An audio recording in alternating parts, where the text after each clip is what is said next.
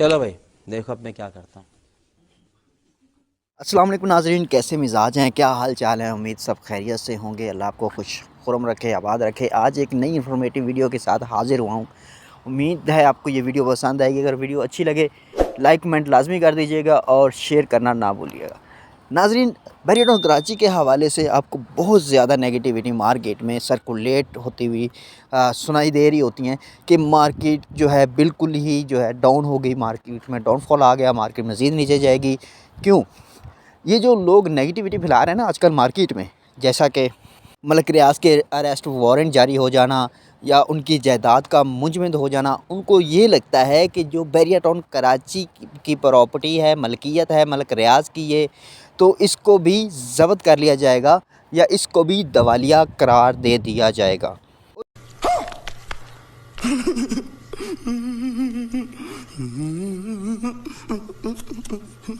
जो भी नेगेटिविटी फैला रहे हैं ना वीडियो के ज़रिए, सोशल मीडिया के ज़रिए, वो इन फ्यूचर मार्केट में बड़े पैमाने पर काम करने वाले हैं। ये मैं आपको एक पते की बात बता रहा हूँ। जो भी ये लोग सोशल मीडिया पे इस तरह की न्यूज़ फैला रहे हैं ना कि बैरियर टाउन कराची दिवालिया करार दिया जाएगा, ये ज़ब्त कर लिया जाएगा, ठीक है जी, इसको जो है लोग जो यहाँ बैरियर टाउन कराची में लाखों की तादाद में रह रहे हैं, इनको उठा के बाहर फेंक दिया जाएगा। यार ये अजीब तरह की सिचुएशन बना के रखी हुई है और मार्केट को मज़ीद डाउन किया जा रहा है।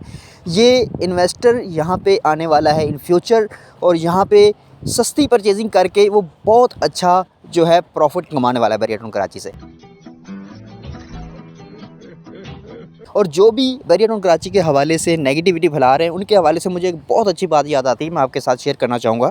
अरे कहना क्या चाहते हो? एक बादशाह था, उसने बहुत ही अच्छा खूबसूरत एक बाग बना के रखा हुआ था और उस बाग में जाने की किसी को इजाज़त जो है नहीं थी। जो भी उस बाग में इंटर होता था तो उसको सज़ाए मौत दी जाती थी।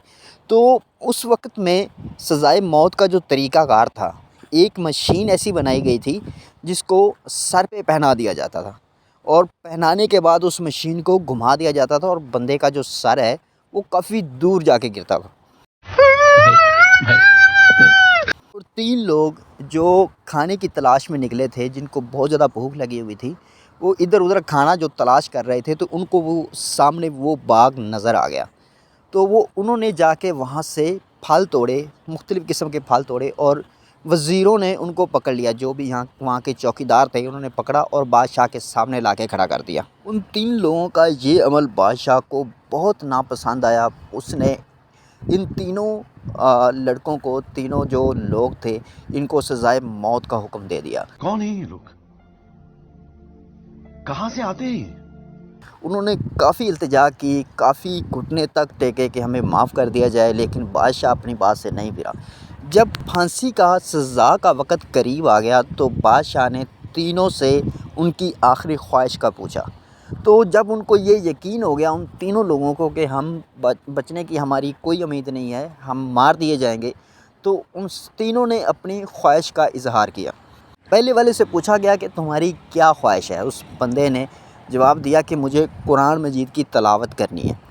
तो उसकी ख्वाहिश को, आखिरी जो ख्वाहिश थी उसकी, उसको पूरा किया गया। उसने कुरान मजीद की तिलावत की। उसके बाद उसके जो सज़ा का वक़्त करीब आया तो वही मशीन उसके सर पे रख दी गई। जब मशीन को घुमाया गया तो वो मशीन ने काम नहीं किया। बादशाह का एक और भी रूल था कि जब अगर इसमें से अगर कोई निकल के बच जाता है तो उसको दोबारा फांसी या दोबारा सज़ा उसको नहीं दी जाएगी। जब मशीन ने काम नहीं किया तो बादशाह ये देखकर हैरान हो गया, क्योंकि ये पहली दफ़ा ऐसा हो रहा था कि मशीन ने काम करना छोड़ दिया था। मस्त जोक मारा रे, ये हंस रहे हलकट हंस। तो उसकी सज़ा को जो है माफ़ कर दिया गया, मुस्तरद कर दिया गया। तो उस नौजवान को बड़ी खुशी हुई इस बात की कि उसकी ज़िंदगी दोबारा उसको वापस मिल गई। इसी तरह जब दूसरे नौजवान से उनकी आखिरी ख्वाहिश पूछी गई तो उस नौजवान ने कहा कि मुझे मेरी माँ से मुलाकात करने का मौका दिया जाए, टाइम दिया जाए। तो उसकी माँ को बुलाया गया। जब उसकी माँ को बुलाया गया तो वो जो नौजवान है वो अपनी माँ के गले लग गया और रोने लग गया। काफ़ी देर रोने के बाद जब उनका मुलाकात का टाइम ख़त्म हुआ तो वही मशीन उसके जो है गले पे रख दी गई, उसकी गर्दन पे रख दी गई। जब मशीन को घुमाया गया तो वापस फिर मशीन ने काम नहीं किया। इस तरह उस नौजवान की भी ज़िंदगी बच गई। वो उसने अल्लाह का शुक्र अदा किया और अपनी माँ के गले आके दोबारा लगा और माँ की दुआएं ली और इस तरह उस नौजवान की भी ज़िंदगी उसको वापस मिल गई। वाओ! ब्यूटीफुल! अब तीसरे नौजवान की बारी थी। जब तीसरे नौजवान की आखिरी ख्वाहिश जब उनसे पूछी गई तो उस नौजवान ने जो अल्फाज कहे वो हमेशा कट मार्कर से लिखे जाएंगे। उस तो रुको जरा, सबर करो। बोला धक्का बुक्की नहीं करने का, आराम से लेने का। नौजवान ने कहा, अन्नी दियो पहले अपनी मशीन ठीक कराओ, उस तो बाद आखिरी ख्वाहिश दा पूछना।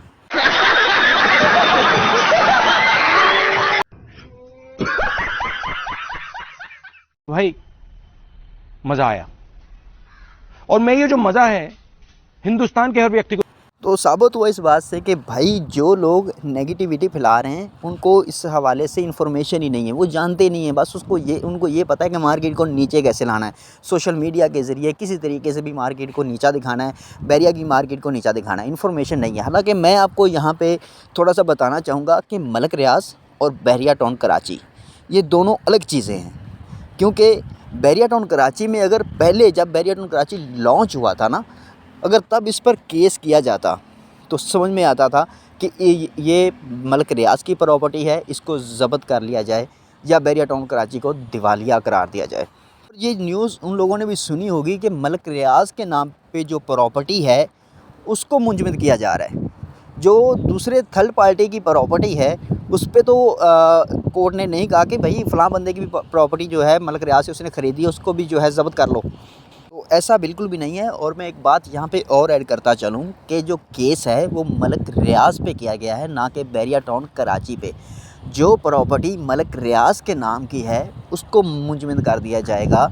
ये न्यूज़ मार्केट में फैलने को जो है मिल रही है, मार्केट में सुनने को सर्कुलेट हो रही है मार्केट के अंदर कि जो बैरिया टाउन कराची है उसका इस मलक रियाज साहब से उनका कुछ लेना देना नहीं है। ये जो प्रॉपर्टी है बैरिया टाउन कराची की, ये बैरिया टाउन कराची सारा सेल आउट हो चुका है। अब इसका ऑनर थर्ड पार्टी है, जिसने विला ख़रीदा हुआ है या जिसने प्लॉट को ख़रीदा हुआ है, तो वो इस विला का ऑनर है, वो इस प्लॉट का ऑनर है, वो इस अपार्टमेंट का ऑनर है। अच्छा, और जो इसमें इस बात से डरे हुए हैं जो हमारे कस्टमर, मैं उनको ये बात वाज़े करता चलूँ कि अगर इस डर से आज अपनी प्रॉपर्टी आप सेल करते हैं ना तो आपको बहुत ज़्यादा नुकसान है, क्योंकि आज मार्केट डाउन है। ठीक है, अगर आपने 2021 में अपनी प्रॉपर्टी लॉन्चिंग प्राइस पे ख़रीदी होती और 2021 में या 21 के मिड में अगर अपनी प्रॉपर्टी बेचते तो आपको फॉर एग्ज़ाम्पल अगर आपकी 50 लाख रुपए की प्रॉपर्टी थी, 50 लाख में आपने परचेज़ की थी, तो उस टाइम आपकी प्रॉपर्टी 1 करोड़ प्लस थी। मतलब 100% उसमें इंक्रीमेंट देखने को मिला था। क्योंकि अब मार्केट डाउन है तो ये जो न्यूज़ सर्कुलेट मार्केट के अंदर कर रही हैं, इस वजह से अब इन्वेस्टर चुपके से मार्केट के अंदर आएगा और इन्वेस्टमेंट करना शुरू करेगा। अब वो चीज़ें ख़रीदेगा और ऐसी चीज़ें ख़रीदेगा जो उसको मार्केट से अभी भी 3-4 लाख रुपए, 5 लाख रुपए उसको सस्ती मिल रही हैं। और आजकल का मार्केट का ट्रेंड ये है कि जब मार्केट से 2-3 लाख रुपए, 4 लाख रुपए मार्केट से सस्ती चीज़ कोडिंग होती है, उसको कोड किया जाता है मार्केट के अंदर, तो ही उसकी ऑफ़र आती है। तो मैं आपको बिल्कुल भी ये मशवरा नहीं दूंगा कि आज अपनी प्रॉपर्टी को सेल करें। आज अपनी प्रॉपर्टी को सेल करना कोई दानिशमंदी नहीं है सर, कोई अक्लमंदी नहीं है। आज अपनी प्रॉपर्टी को सेव करेंगे तो इंशाल्लाह इन फ्यूचर आपको प्रॉपर्टी में फ़ायदा होगा। क्योंकि आपने जो महंगी प्रॉपर्टी ख़रीद के रखी हुई है या 1 करोड़ प्लस की जो 50,000 लॉन्चिंग वाले प्लॉट आपने 1 करोड़ में ख़रीदे हुए हैं या 80-90 लाख रुपए में ख़रीदे हुए हैं, तो आज वो उनका रेट वहीं पे आके रुका हुआ है जहाँ से आपने ख़रीदा था। मतलब आप 100% लॉस में बैठे हुए हैं अभी। आज अपनी प्रॉपर्टी को बेचे नहीं, मज़ीद प्रॉपर्टी अगर परचेज़ कर सकते हैं तो ज़रूर करें। मेरा ये आपको बेस्ट मशवरा है। आज प्रॉपर्टी ख़रीदें, वो आप विलास की सूरत में ख़रीद सकते हैं, वो आप अपार्टमेंट की सूरत में ख़रीद सकते हैं, वो आप प्लॉट की सूरत में ख़रीद सकते हैं। मैं प्लॉट के कुछ परसेंट आपको जो है डिफ़ाइन करना चाहूँगा कि जहां हम एज़ आ बिल्डर भी काम कर सकते हैं और एज़ आ इन्वेस्टमेंट हमारे लिए बहुत अच्छी अपॉर्चुनिटी है। अब मैं बात करने जा रहा हूँ प्रीसन 34 के हवाले से। प्रीसन 34 में आज की डेट में अगर हम प्लॉट परचेज़ करते हैं तो हमें जो अच्छी लोकेशन वाला प्लॉट है वो 55 to 60 के अराउंड हमें आज की डेट में मिल जाता है। और यही रेट अगर 2021-22 की बात करें तो हमें जो रेट देखने को मिल रहा था वो 80 लाख, 90 लाख और 1,15 का वो प्लॉट हमें देखने को मिल रहा था जो पट्टी मेन जनाह को फेस कर रही है।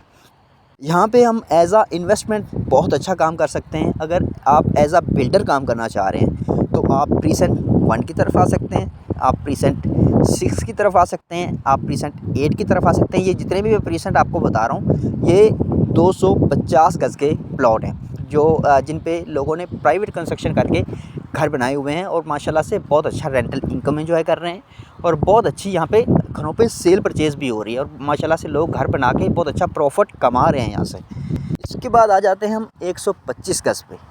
125 गज़ पे अगर आप एज़ आ इन्वेस्टमेंट काम करना चाहते हैं तो मैं आपको 2-3 प्रीसेंट ऐसे बताने जा रहा हूँ जिसमें आप सिर्फ प्लॉट ख़रीद के उसको रख लें, इन फ्यूचर इंशाल्लाह आपको बहुत अच्छा प्रॉफिट देने वाली है। प्रीसेंट 15A, प्रीसेंट 15B, उसके बाद प्रीसेंट 27, प्रीसेंट 28, उसके बाद प्रीसेंट 25A। ये एज़ आ इन्वेस्टमेंट हमारे लिए बहुत अच्छी अपॉर्चुनिटी है। यहाँ पे हमें अभी 25 लाख रुपए का, 30 लाख रुपए का प्लॉट देखने को मिल रहा है और 25A में तो हमें 22 लाख रुपए का, 21 लाख रुपए के अराउंड भी हमें प्लॉट देखने को मिल रहे हैं। क्योंकि अभी वो एरिया सेफ़ तो है लेकिन डेवलप नहीं है। जब ये डेवलप हो जाएगा तो इंशाल्लाह इसमें मज़ीद इंक्रीमेंट भी देखने को मिल सकता है। अगर हम एज़ आ बिल्डर काम करना चाह रहे हैं 125 गज़ पे तो इसमें भी मैं आपको कुछ प्रीसेंट जो आपको बताना चाहूँगा। प्रीसेंट 10B जिसके अंदर बैरिया होम्स भी बने हुए हैं और प्राइवेट प्लॉट भी हैं उसमें। इसके अलावा आप 11B की तरफ आ सकते हैं, उसमें भी बैरिया होम्स के विलास भी हैं और प्लॉट भी दिए हुए हैं, तो वहाँ पे भी अपना घर बना के आप अच्छी जो है इनकम अगेन कर सकते हैं। इसके अलावा जो सबसे बैरिया टाउन कराची का फेमस प्रीसेंट है अली ब्लॉक, इसके अंदर 250 गज़ और 125 गज़ की कैटेगरी के प्लॉट हैं। प्राइवेट कंस्ट्रक्शन की हुई है क्योंकि ये सारे प्लॉट दिए गए थे यहाँ पे और यहाँ पे लोगों ने प्राइवेट कंस्ट्रक्शन की है। अगर आप ऑन साइट विज़िट करते हैं तो आपको वहाँ पे 80% घर बने हुए नज़र आते होंगे।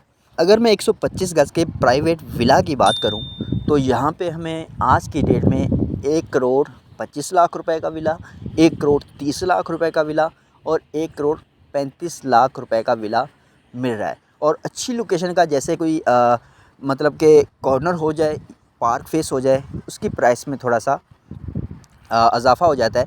तो वो आपको जो विला है वो 1,40 से 45 लाख के अराउंड आपको ईज़िली मिल जाते हैं। लेकिन इन फ्यूचर जैसे मार्केट बेहतर होती है तो यही विला आपको 1,60 लाख, 1,80 लाख और 1,90 लाख के अराउंड देखने को मिलेगा, क्योंकि ये प्राइस हम ऑलरेडी देख चुके हैं बैरिया टाउन कराची के अंदर विलास की प्राइस 125 गज़ की। तो अगर यहाँ पे हम प्रीसेंट 6 में बात करें 250 गज़ के विला की, तो यहाँ पे हमें आज की डेट में 2,65 लाख, 2,70 लाख और 3 करोड़ प्लस का भी रेट हमें देखने को मिला है। लेकिन तेज़ मार्केट के अंदर हमें 3.5 करोड़ का रेट भी यहाँ पे देखने को मिल रहा था। लेकिन अभी चूँकि मार्केट डाउन है तो यहाँ पे आपको बहुत ही अच्छी प्राइस पे विलास देखने को मिल रहे हैं, बहुत ही अच्छी प्राइस पे आपको प्लॉट देखने को मिल रहे हैं। आपकी सोच के मुताबिक आपको रेट यहाँ पे देखने को मिल रहा है। और इसके बाद मैं थोड़ा सा आपको अपार्टमेंट की सूरत में आपको कुछ अपार्टमेंट बताना चाहूँगा। मेन गेट से जैसे ही आप एंटर होते हैं सिर्फ 400 मीटर की मुसाफत पर आपको प्रीसेंट 19 के अपार्टमेंट देखने को मिलते हैं। यहाँ पे आज की डेट में आपको चाबी वाला अपार्टमेंट विद की अपार्टमेंट आपको मिल जाता है 75 लाख रुपए का, 80 लाख, 80 to 90 लाख, 90 लाख क्योंकि इसमें जो ग्राउंड के अपार्टमेंट हैं या 6 फ्लोर के टॉप फ्लोर के अपार्टमेंट हैं वो आपको थोड़े से कम कीमत में देखने को मिलते हैं और बाकी जो first, second, third, fourth, 5 floor हैं उनमें प्राइस का वेरिएशन इस वजह से भी है क्योंकि वो कंपाउंड फेस भी हैं, कुछ जना फेस हैं। इसमें अभी तक टावर 25 और 26 को पोजेसन नहीं मिला। ये टोटल 1 to 26 तक ये टावर्स थे, जिनमें टावर 24 तक पोजेसन मिल चुका हुआ था। टावर 25 और टावर 26 को अभी तक पोजेसन नहीं मिला। उसका काम अगर ऑन साइड आप देखें तो काफ़ी हद तक 99% उसका काम कंप्लीट है। बाकी फिनिशिंग के मराहिल पर है। न्यूज़ ये सुनने में आई है कि तकरीबन कोई 3 से 4 महीने के अंदर उसको पोजेसन भी मिल जाएगा। आज की डेट में आपको वहाँ पे 68 लाख रुपए का और मैक्सिमम आपको जो है 80 लाख रुपए का, क्योंकि वहाँ पे आपको ब्रांड न्यू अपार्टमेंट देखने को मिलेंगे, इस वजह से प्राइस थोड़ी सी वहाँ पे ज़्यादा है। बहुत ही अच्छी अपॉर्चुनिटी हमारे पास आज की इन्वेस्टमेंट। अगर आप विलास पे इन्वेस्टमेंट करते हैं, अपार्टमेंट पे करते हैं, प्लॉट पे करते हैं, किसी भी सूरत में आज आप इन्वेस्टमेंट करते हैं ना, तो कल को इंशाल्लाह हमें बहुत ज़्यादा जो है प्रॉफिट देने वाली है प्रॉपर्टी। इंशाल्लाह इसमें इंक्रीमेंट आएगा ही आएगा। जो मार्केट जितनी तक डाउन होनी थी वो हो चुकी है, और आने वाले दिन इंशाल्लाह मार्केट बेहतरी की तरफ आएगी इंशाल्लाह। और आपको ज़रूर यहाँ पे इन्वेस्टमेंट करनी चाहिए। अगर आप सेल करना चाह रहे हैं तो कुछ दिन आपको होल्ड कुछ महीने करना चाहिए, आपको बहुत अच्छा प्रॉफिट यहाँ पे देखने को मिलेगा। इसके अलावा बैरिया टाउन कराची के हवाले से आपकी कोई भी क्यूरी हो, स्क्रीन पर मेरा नंबर मौजूद है, आप 24/7 मुझसे कॉल पे रब्ता कर सकते हैं। मेरे जो ओवरसीज़ क्लाइंट है मुझे व्हाट्सअप पे, ईमो पे ज्वाइन कर सकते हैं। इसी के साथ ही मुझे दें इजाज़त। अपना बहुत सारा ख्याल रखें, दुआओं में याद रखें। अल्लाह हाफिज़।